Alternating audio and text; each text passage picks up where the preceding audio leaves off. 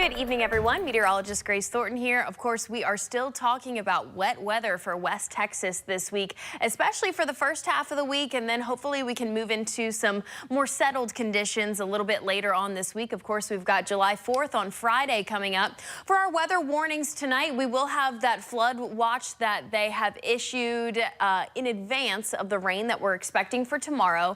If we're looking down towards the Big Bend region, you can see that lighter green there. We actually have had a flash flood warning issued earlier tonight, and that will expire as we head closer and closer to midnight. But of course, we want to keep watch on those flash flooding conditions as we have received a lot of rainfall over the past couple of days, and we are expecting those rain chances to continue as we shift into this week. So those best rain chances are incoming Wednesday and Thursday. Friday, they go down a little bit, but of course, Friday is also July 4th, so we want to be watching for those showers and storms on that day as well. Over the next 7 days, here's a look across the map at who is expecting to get most of that rainfall. Of course, down towards the Big Bend region, certainly a hot spot for that rain over the past couple of days. But if we're looking up towards Lubbock to the north of the interstate there, 1 to 2 inches certainly possible as we head over the next 7 days. And then out towards San Angelo, a little bit further to the east, they're not expected to get as much rainfall.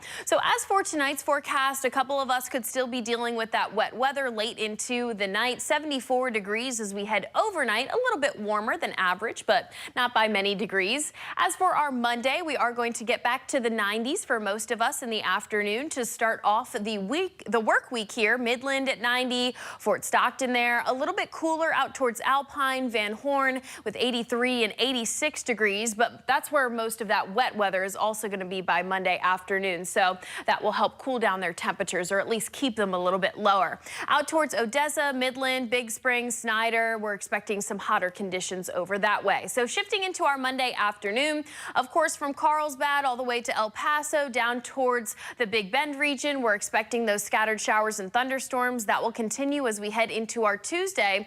Now, watching the map for Tuesday morning, a lot of this wet weather that we're watching down here is going to be the remnants of Tropical Storm Barry that is set to make landfall in northeastern Mexico here in the next couple 24 hours or so.